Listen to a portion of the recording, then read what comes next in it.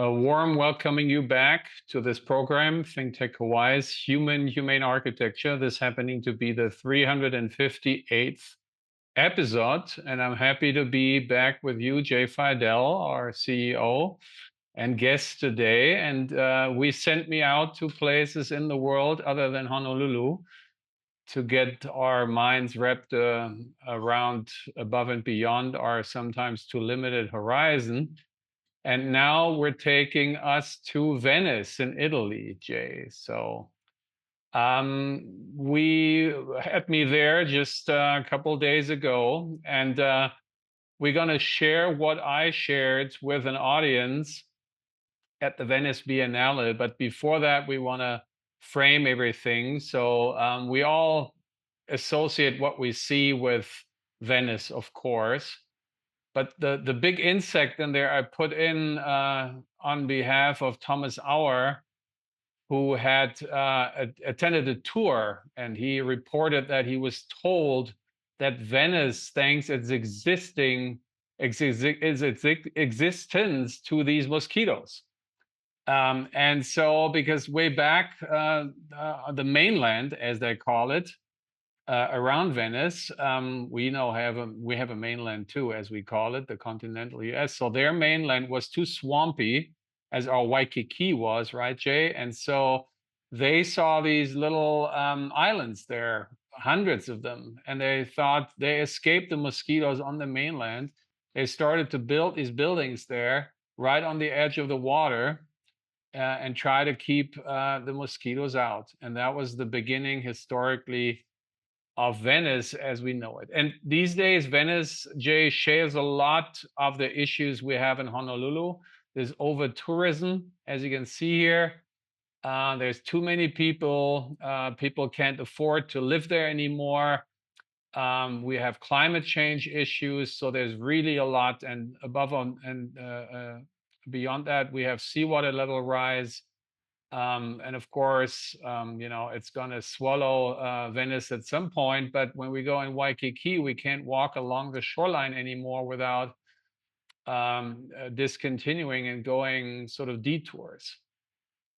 This I threw in as food for thought because the place I've been in, or the places I've been, I always woke up in the morning, which I will show you in the next slide. But then I stayed awake, had to stay awake because of all the noise pollution we have in Honolulu, or in Waikiki in particular.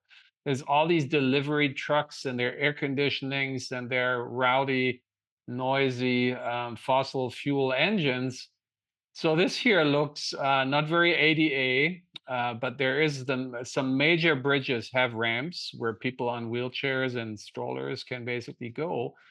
But when people deliver things, and I was entertaining DeSoto yesterday, we had a very important discussion with others I'm going to talk about in a little bit, with his new entry to his collection of what all started in our Honolulu, and that is DHL.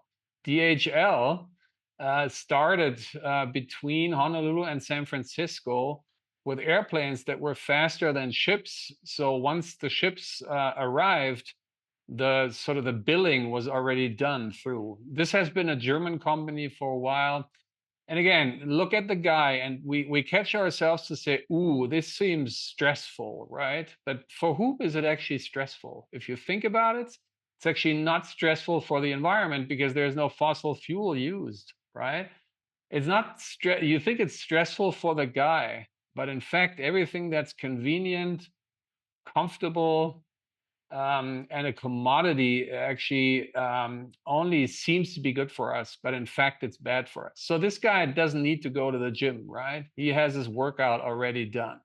So maybe that's something, again, to look back into. We had the rickshaws in Honolulu that you remember, I don't, but I was, you and DeSoto told me about.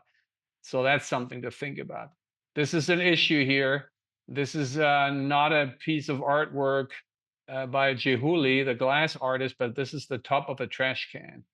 This is what the tourists bring, and they leave it there. And this island is pretty much, or the islands, comprised of all these little islands. Venice It's just basically dumped with trash.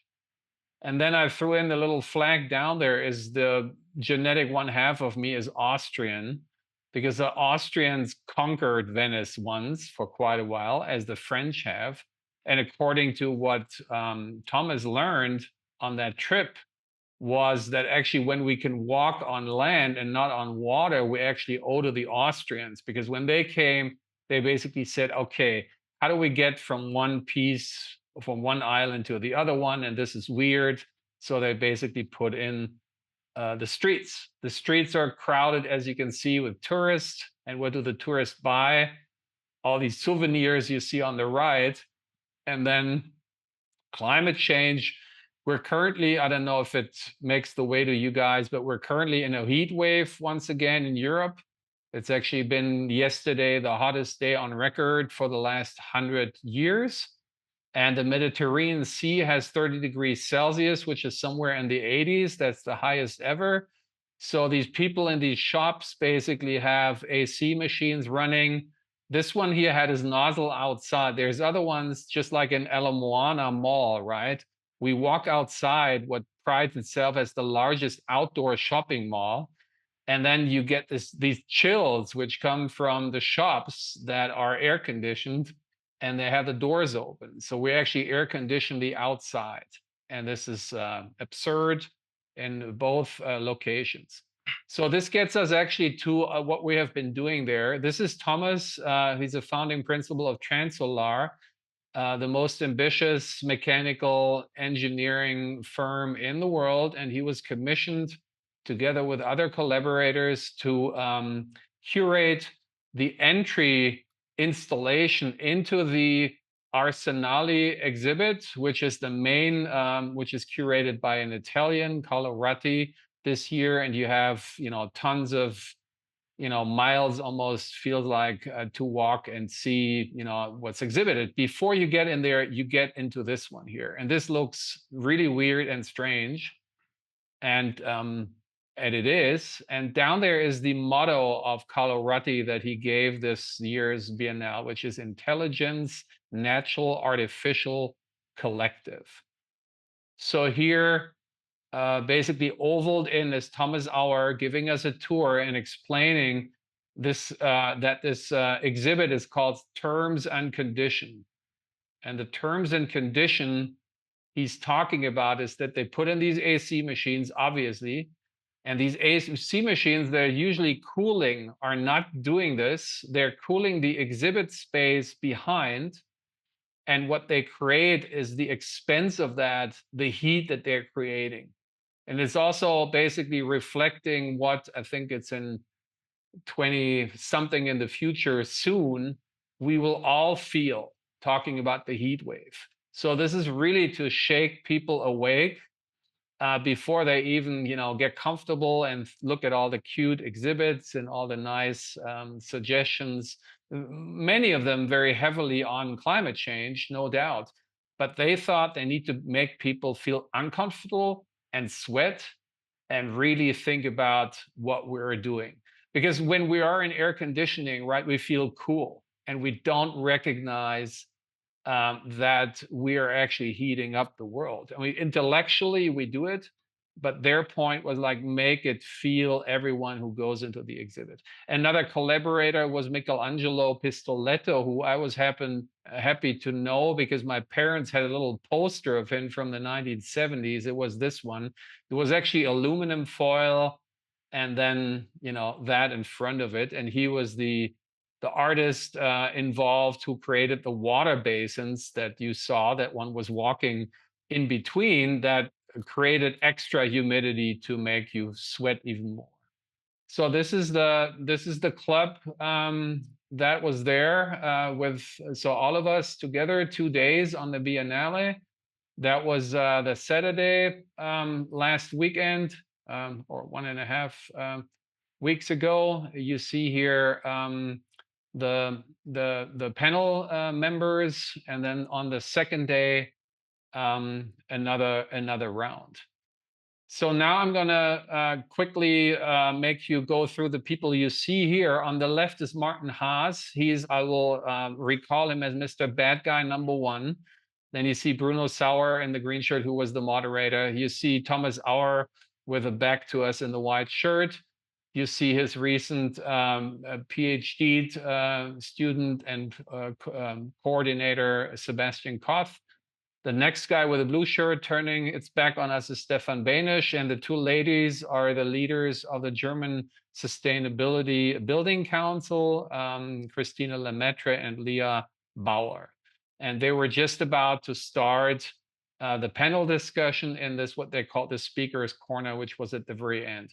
And this is what I presented, and I don't need to go into depth because we've seen this before, but certain things you can't repeat enough. I basically said I grew up sustainable in an urban fabric where everything was walkable. But everything I'm talking about today is more than before, is about relative to our numbers up there, our comfort zone, right? That our blood has a certain temperature that we see up there. So the ambient temperature around us must be lower so we don't feel comfortable. So, everywhere we build, where I'm from, we didn't build the way we just saw before because that was stone. We used to build in half timber, and you could make tall buildings out of half timber, as you see at the bottom. I moved on to the prairie on the mainland, continental US, Nebraska, and I had Martin Haas when I was there visiting and talking. And the indigenous way to build there from the first pioneers coming was actually with sod brick, or later with straw bale. I moved on to hot, arid Arizona. My mentor, Larry Medlin, took me to the Sonoran Desert Museum. He said, Martin, always have a water bottle, have a hat, otherwise you're dead. Look at the rattlesnake. It's doing it right. It's hiding under the ground. People then use the ground, use adobe as thermal mass to cool themselves. And it gets cool in the desert at night. You got the most temperature swings. This was one morning, there was snow on the mountains, and rammed earth became the material that's now the newer generations are using there. So this gets us to where we were reporting from and for, which is Hawaii. And we do this exchange with Thomas, who's a professor at TUM, the Technical University of Munich, and us first time in the fall together. Here's Thomas, and here's where the four bad boys that you recall come from, because we were together in this book, which is the Faden Atlas of 21st Century World Architecture. And my sleepy little hometown of Hannover had two projects in there. It was Behnisch's, represented by Martin Haas and Stefan Behnisch and Thomas Auer as the climate consultant, and then our little preschool there. And we were both basically on the same side of thinking the 21st century is about saving the world and saving the climate. And we were happy that was recognized. But now, growing old, we all get back together and saying, where did that get us? Because if we look at our Western civilizations, Jay and the audience, our carbon footprint is still too big, even with meaning well, some of us. So we basically say, look at the ones we want to develop. They have still a smaller footprint. So it's only logic to relearn from that. And that's what SHIFT is about. It's Southern Hemisphere information for transformation. So these are the things we look back, and we Thomas provocatively, to wake people up, calls it we failed. I said maybe we should call it our youthful sins. This is our attempts, to make up and to be in balance with the environment, but the effort was just too much. As you see on the left, the technical drawings of our preschool. On the right, you see the double facade at the Nord LB. Basically, this one is not from the conference, but what the conference made us think, because this is Stefan Behnisch talking about the Nord LB on the left. And then his favorite project is actually his first project, which was an institute for forestry in the Netherlands before the turn of the millennium. And retrospectively about the Nord LB, he said, all these shading systems that they at least have, different than our high rises, they don't even have any. They have, but they move up and down, and the amount of energy and and maintenance is just humongous. So just next to that was that little exhibit about from Barcelona that we're returning to, because they get us excited about the social aspect of housing. And their vernacular are these wooden shutters that you basically manually roll up and down. And with Thomas, after the fact, we said maybe one could retrofit the Nord LB with that. Their shift is putting together a website with case studies that we think maybe are worth remembering or considering and recommending. I was a little blushed because I saw our school for disabled children being showcased here as an example. And once again, it made me think this was around the turn of the millennium, and it's actually better than the project after, which is the passive, trying to use passive house and use a lot of technology. This is a lot less techy, a lot more low tech that we maybe want to return to. The project that I was able to thank Stefan about decades later is, you see him here with who looks very familiar to you and the audience. This is Matt Noblet, who we had on many shows. And he is Stefan's partner who runs the Boston branch. And here Stefan is sitting to a lady that we also talk about here and then, because now we wanted a president in the United States, Jay, and we didn't get her yet. So that puts our president in Europe more on the page, which is Ursula von der Leyen, because she's the European Commission president. And we talked about that before. Stefan basically educated her about that things that are simple don't need to be ugly. That was the grocery store that we designed at the very bottom. And in fact, I said to Stefan, with that, you already acknowledged shift as a very, very, crucial and frugal maybe strategy. And I threw into the discussion, maybe if you don't have a lot of budget, which is usually, oh, this is bad, you can't do anything good. But here, maybe it was good we didn't have a big budget, so we couldn't go, again, as in the other cases, too far.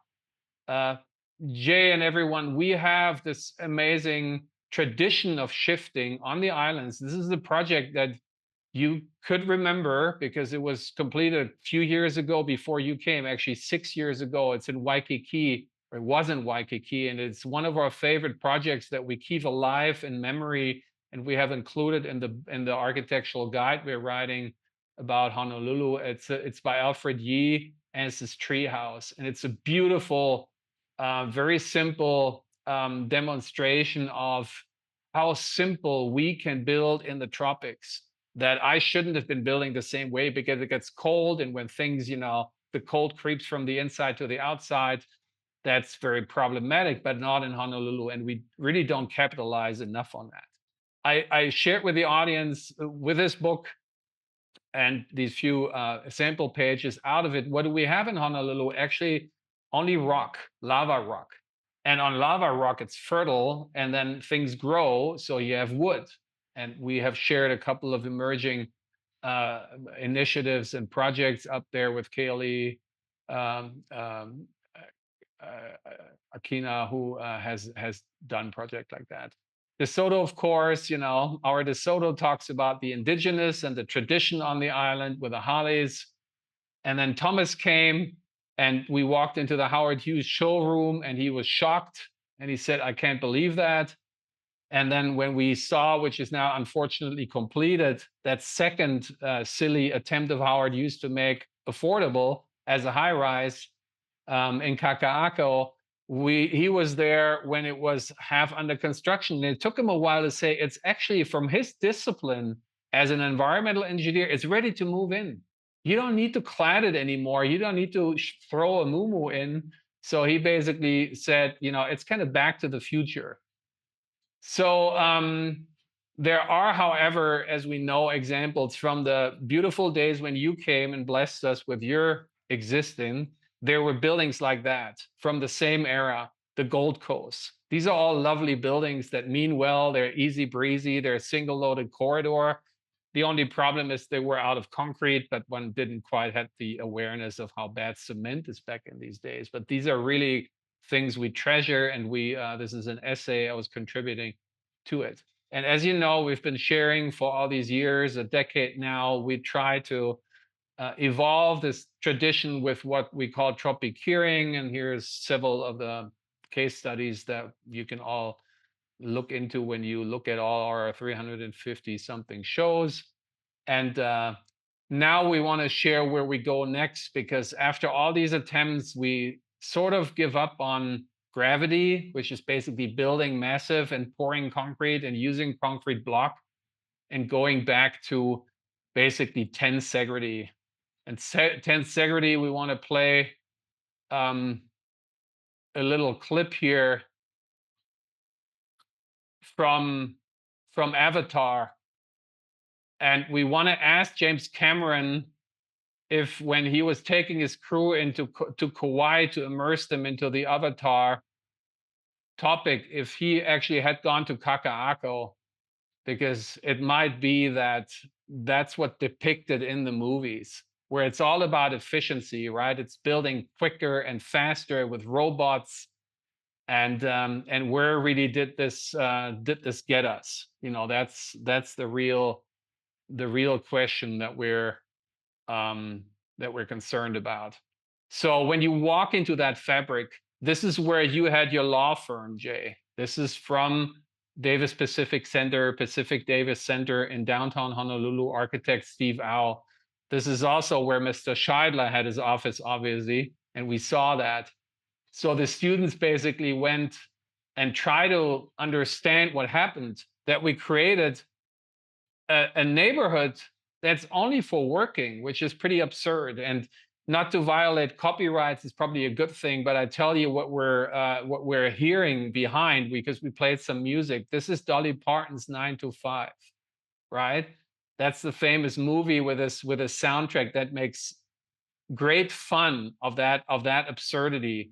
So the students were wrapping their models of the high rises with vellum, and then they used dry ice and they blew it through that, just to make everyone aware, you know, it's not benefiting anyone, because the dry ice is simulating the trade winds, and obviously they're having a lot of fun here, which is good.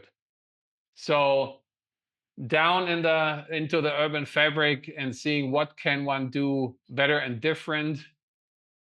So this is the moment of unmuumuing, right, Jay? When you always said we're stuck with these forever, for centuries, here's to make you feel better, hopefully, because no, we don't have to.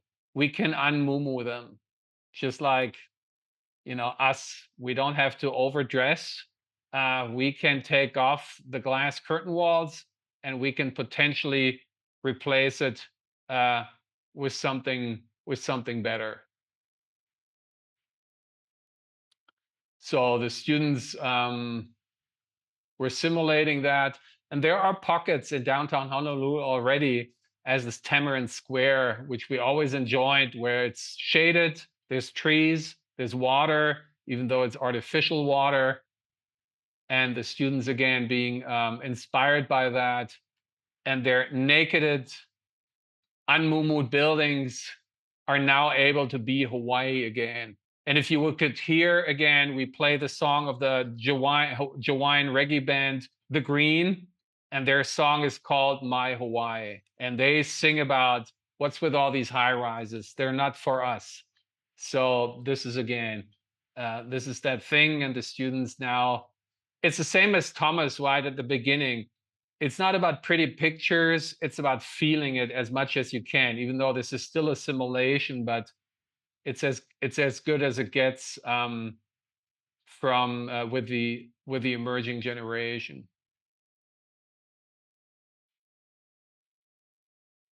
So you can't start early enough. This is Grayson, who's Michelle's son, and we incorporate him, and she goes at home and is basically making things right? Making planters water it, let the water trickle down. And this is how you could basically equip the high rises and replace the invasive glass curtain walls. Shading is a big thing that we need more. So shading cloth is a great, and so designing from not from top down, but from the bottom up. Here's Grayson again. And then connecting. I like to borrow the term connecting tissue because AOC, Alexandria Ocasio-Cortez, is using that in a metaphorical way a lot. And we mean this in this sense, but also physically. Here's that amazing material of cords and cables out of basalt, which our islands are made of. And the emerging generation now starts to connect. And this is an interactive endeavor. You can see this is, it's engaging and it's spontaneous and it's more in line with what we believe, what the ancestors have been doing in Hawaii. So here's that new created fabric. You see Juan de Soto being very excited about it, what's happening there. And this one we have to at some point play again, Jay, because you have that point where it's De Soto, you hear him freak out like you never heard him before. And when they start to throw the dry ice and they use water can and to water it, and just to say we're going to renaturate, and this is done in the School of Architecture, right? We don't burn it down, but we flood it because it needs to be flooded with fresh ideas. So we will again have to show that again at some point with the audio because there's no copyright to violate because it's De Soto's own voice. And while this might now all seem and sound really crazy, it's not, because that's another reason why we sent me here. I'm back in Munich, and in Munich, this craziness has been built some 50 years ago in the 70s. And this is the great master of Frei Otto, who has been envisioning ways of living like that. And this is an amazing quote. He just had its 100th anniversary posthum in Stuttgart, where his institute was. And this quote here is really about him talking about dematerializing things. And we can thermally do that in Hawaii like no other place in the world. This is a disciple of it, Conrad Roland, who actually retired and lived until the end of the life on the fellow island of the Big Island of Hawaii. And he became famous with these climbing structures that you see all over the world, and children climbing. There's a mast, and there's the ropes. And here you see them in a Hawaii climate. And then materiality, while the basalt core is exciting and could be this joint venture with this Bavarian company who makes it. But we have our great previous guest of many times, Martin Anzolini, also up for natural ways. There's cultures like this tribe in India and in this culture in Colombia that actually can weave things out of natural materials. So maybe it needs to be a hybridization. As we have the young generation come and building hollies together with local experts, as here for Kalaheo High School some while ago. And again, there's a relationship between the skins, right? Between what buildings are wearing and what people are wearing. That's what Hawaiians were wearing when, us missionaries weren't coming. And this is one of the shows, Jay, we're holding off for too long because it might be the most relevant of De Soto getting him back on our show. The working title is a dress code. So it's about these relationships of the three skins. The first one we're born with, the second one we wrap around us, the third one are the building envelopes around us. And from there on, it needs to be interdisciplinary. We've been together with Behnisch on in this magazine, which was called Intelligent Architecture, but we need to recalibrate, rethink. That's what Shift is about. And we need to think about how we behave as human beings. And I resist to work in the AC Hermetic School of Architecture. I sitting with the students in the front yard of the Department of Urban and Regional Planning and the Department of Sociology, because that was zooming in from, you see it above there. That's where and then we need case studies. So this is your former office home, Jay, again, the Pacific Davis Center by Steve Auer. And we're imagining if we could get one floor to start demonstrating. And if we go bigger and net between the buildings, we have a big advantage because this is the dark sort of underbelly of the Olympic project, because to make everything look so light up there, you needed to make it really heavy down there. But we don't need that because we can reuse, repurpose the high rises. They're already existing masts for that pattern. And this is that one floor that Christine Camp has already cleaned out.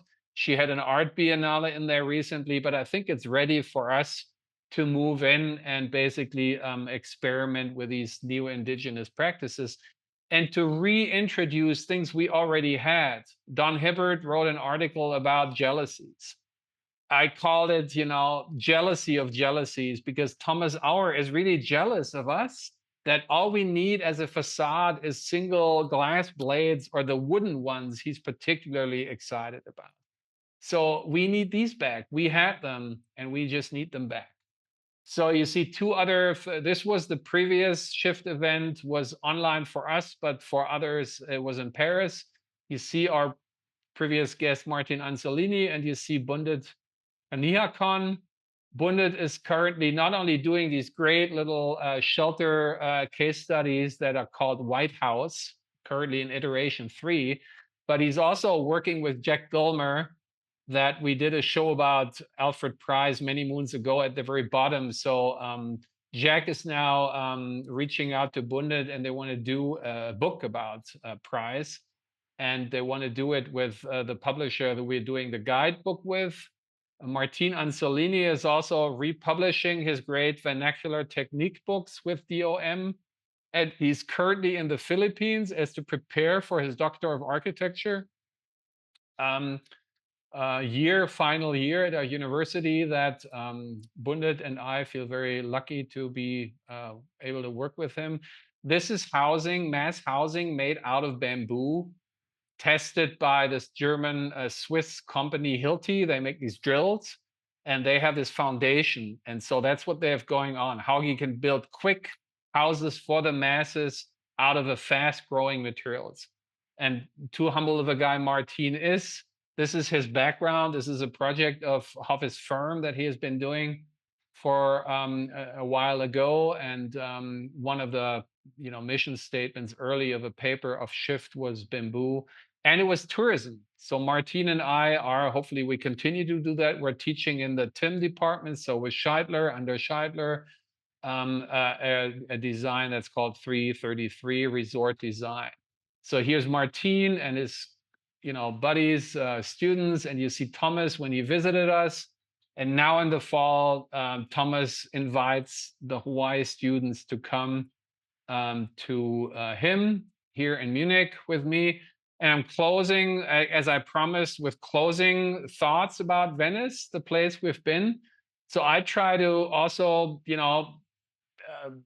be a little better and not fly in, as we're not talking about Bezos, of course, no time wasted for that. So I did not come with a jet. I did not also want to come with another airplane, or I didn't want to. So I came with our new acquainted 80s camper, Venegon camper. And I was on a campground that was in the industrial area. As you see a ferry there, and later on there was a cruise ship, another similarity to us. I had this beautiful framed picture view of the silhouette of Venice, and then I took a ferry over there. Then, of course, it was hot. The heat wave started, lots of mosquitoes. They're still there, can't escape them. And so I wanted to go for a swim, and I couldn't go into the lagoon because it looked like down there. And Shein, that horrible fast food fashion company that someone bought something and just threw the package in there, is obviously the enemy of Shift. But then the campground was building a pool, and the pool, if we think about it, is not much better because it's chlorined and this is fake wood decking and this is stainless steel. So we somehow don't get it right yet, and we need to get it more right. And it happened to be, this is for, because this is an architecture show after all, one of the, if not the main Venice legacy architects is Carlo Scarpa. And Carlo Scarpa was the one who actually designed that campground. So once again, design could be a vehicle for the change we're talking. And what amazed me the most, Jay, were the showers. So this is something that amazed my dear sister when she came and visited me the first time in Hawaii too long ago. The thing that impressed her the most was the outdoor shower of Bob Liljestrand up there in the Liljestrand house. And she said, oh my God, you can actually shower outside all year round. And so here, same thing. And once again, Venice, isn't always hot. It gets cold. It doesn't get freezing cold because it's on the water, but it gets close to the freezing point. So this is a year-round in operation campground that's designed by the famous Carlo Scarpa, and it's still working. So I enjoyed my showers, my quick showers. We want to conserve water, we have to, but in a vintage. And this is not fetishizing as I was taught in architecture school. You gotta adore, you gotta worship Carlo Scarpa for his aesthetics. No, this is appreciating him for his ethics, his environmental ethics. And also there's the Olivetti store designed by Scarpa. That is at the main piazza, San Marco in downtown, in the center of Venice. And they have the architectural guide for Venice by Dom Publishers in there. They sell it. And I want to now thank DeSoto once again, because not only is he a big supporter of our program, Jay, and a big donor, I think that's fair to say and share with the audience. And just yesterday morning, where we had the big task with the publisher needs a startup funding of 14,000 euros. And that sounds similar to the amount that you always need to keep us running, Jay. And after the big brainstorming of where do we scramble and get the money, we got an email from DeSoto, and he said, well, I wanted to pretend to say that I found an anonymous donor, but I thought this is kind of silly because I just, tell you I'm the one.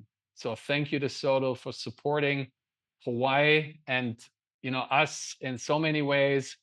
ThinkTech Hawaii and this book, which is also comprised of many of the shows, QR codes that the publisher went an extra mile on. A few other projects about Scarpa. This is a project by him. It's a monument to the partisan woman. It's a sculpture that he didn't do, but an artist, and he placed it provocatively in the lagoon. And here we go back to us, Carlo Scarpa, here in the Quirini. This is a palazzo that he remodeled.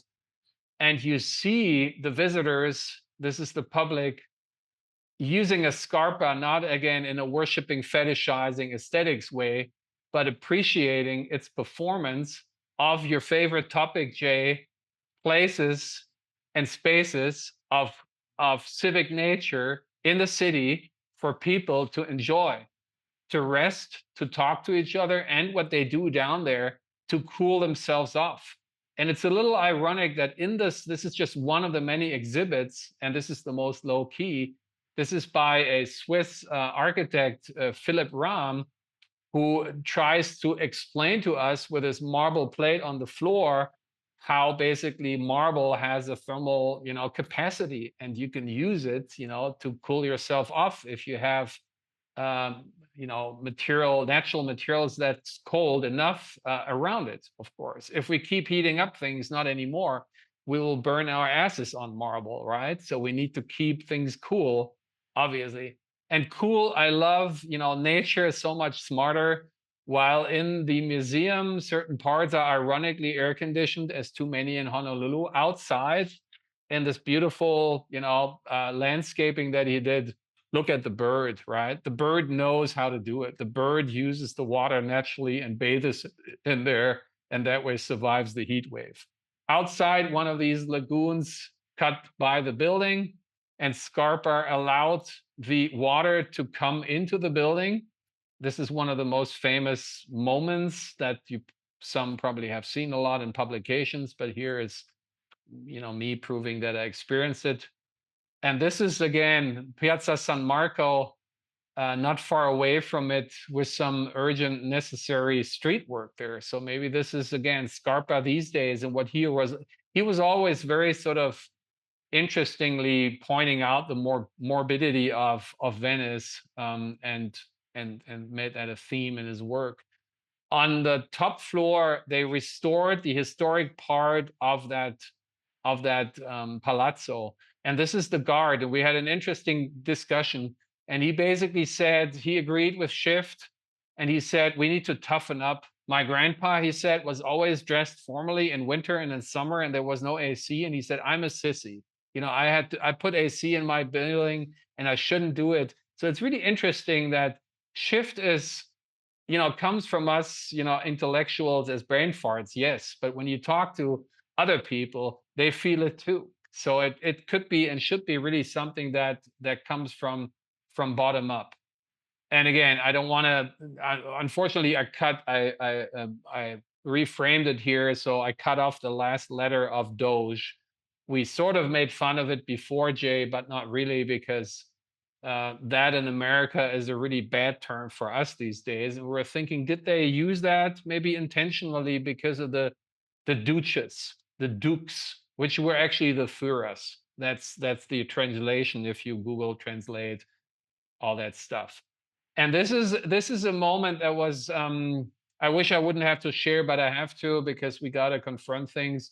This was my stress test, which was actually the theme of the. So there is the giardini, which means garden. You asked me if I'm talking Italian to you. That's as far as it gets. So giardini means garden, and this is where the pavilions are of the countries that have their own exhibits.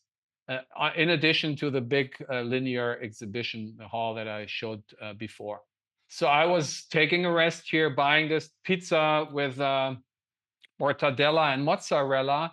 That seagull came and grabbed it, and there it went. But that wasn't the shocking part. The shocking part is that after I had been in my pavilion, my German pavilion, and it's rightly so, an exhibit about, guess what? Global warming, and actually public spaces heating up and overheating. So that's addressing. There is no singular architecture, celebrating any architects. It's just addressing that thing. And I'm sitting there outside, and then the back of it, behind the seagull, you see a pavilion where most people were sitting and eating, and that one was air conditioned. But what really, ticked me off was what you see on the right, which is the American pavilion, the US pavilion. And it's basically in 1930s or even earlier, classicist. That's something that ticks us off too, because that's the current government's remandated style, and it was the worst of the German styles in architecture. So maybe it's a good idea to maybe mask that, but the way it was done here, which you see on the right with the wooden lettuce, really kind of made me wonder about. It's basically designed by the architect Marlon Blackwell, who is from Arkansas, and I have to confess and admit that there's a thing between us. He offered me a position in Arkansas, but I went for the one in Hawaii. Sorry, right? And so ever since, he's kind of cold and doesn't talk, and I really try to not let that get into my way. And maybe I am, and I can't help, but I still want to share the thoughts that I think are less biased, and that has to do with the nature of what we're exhibiting. We're exhibiting the theme of porches, and that's a good thing, because we call this lanai in Hawaii, so that's a good thing. But then the whole pavilion is air conditioned, and then the whole pavilion is a celebration of his book. His own monograph is exhibited 6 times. And I just remembered when I first heard a lecture of him so many years ago, he showed that picture that's still online where he was saying, "Oh, see, Ronnie Reagan shook my hand." So that's again, this is accountability. This is political. This is ethical accountability. And we don't want to now, overpraise ourselves. But when we're talking about Ursula von der Leyen, show quote on the right and the middle, we talk about her because we think she has the right ideas, right? The new European Bauhaus, these things, the new European Green Deal. These are really things we want to associate ourselves with, and maybe not with being too full of ourselves or just making deals with the wrong guys. I had to get this off my chest. It's hard for me because I don't want to sort of badmouth colleagues, but I was really kind of irritated about, is that what we have? Is that how we want to? It's bad enough how we're represented politically right now. We don't want to add to that architecturally. And it's not, this is not a fair comparison, but I don't think this is going far enough. As again, the many other pavilions, Jay, the European pavilions have been abstaining from talking about architecture itself, but addressing the urgent issues of affordability and especially sustainability a lot. Then I want to close with more positive notes, as that's a tradition of us in humane architecture.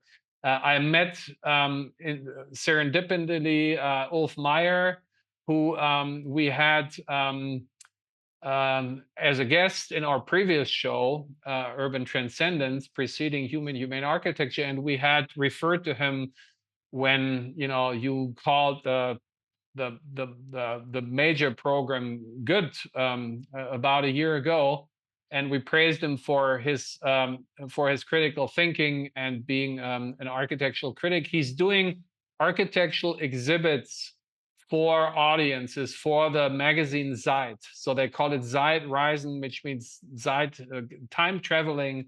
So he travels, and maybe we should need that too. The good architecture that we have in Honolulu, and that's also a reason for the guides that we're doing, that we want people to come to Honolulu, not just for the pretty landscape, but also for the pretty architecture that we have, although it's mostly the one from the past. So this is again Ulf here, his friend Lutz, us coming together. I gave him a glimpse of the draft of a book, and he said, although he was initially also thinking of making it, producing it, writing it together with us, but there was some friction between him and the publisher. But he, great guy he is, he doesn't let that get in between him and us or the book. And he said, I'm going to write a great review about it in the other architectural magazines I have. Then Martin connected me to Ilaria Marciatelli, who had been working with him on the European Culture Center.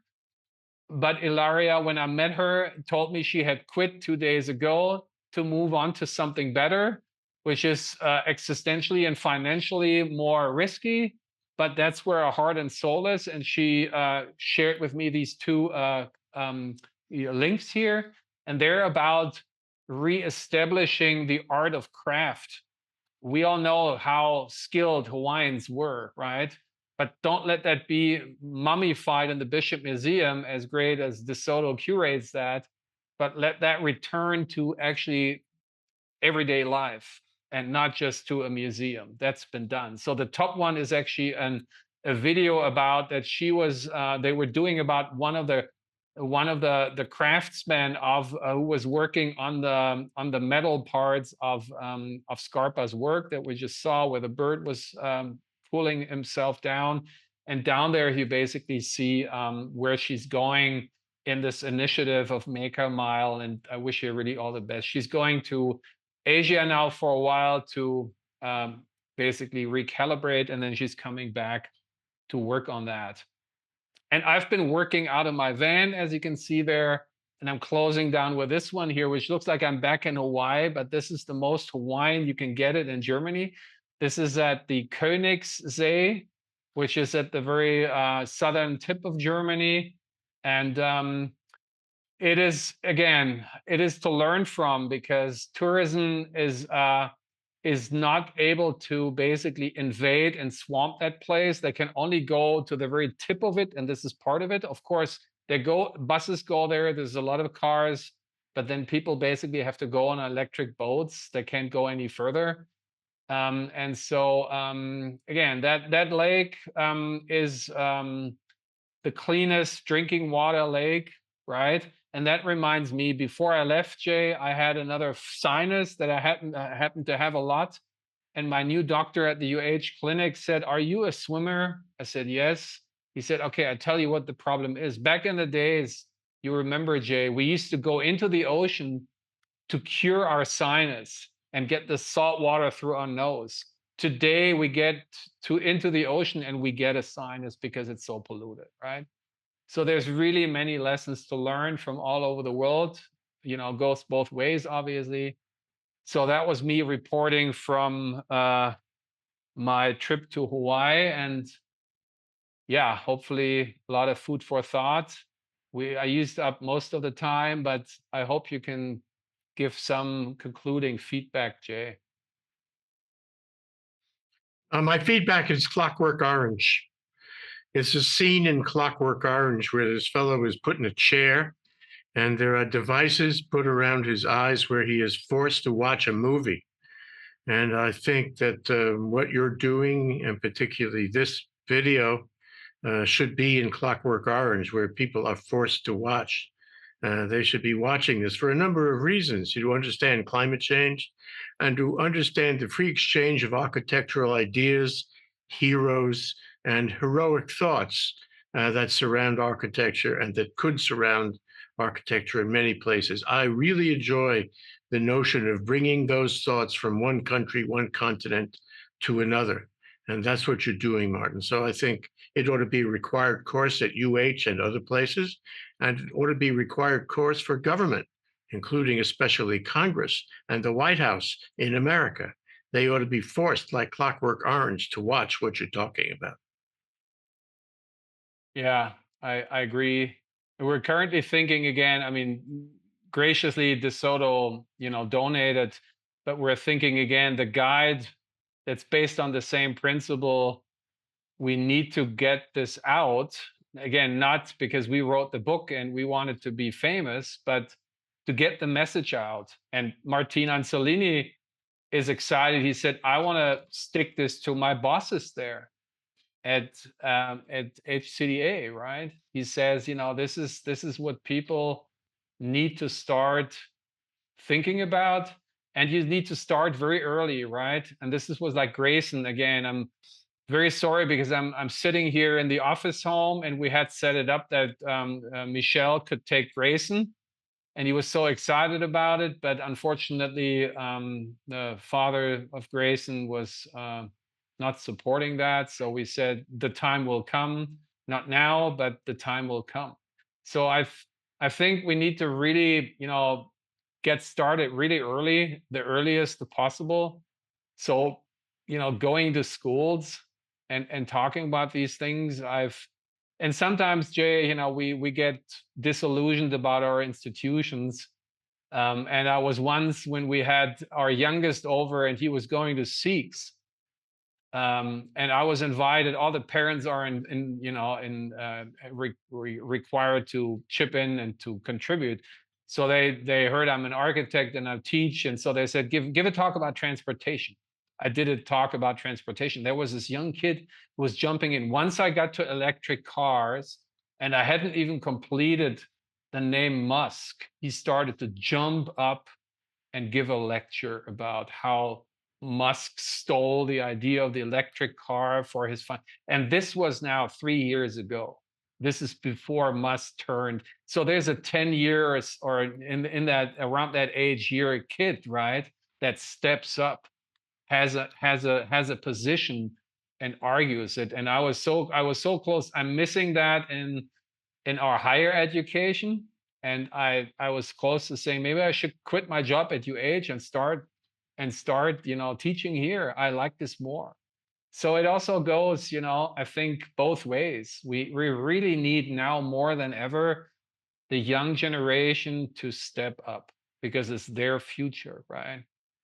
Okay, aloha. See you next time, Martin.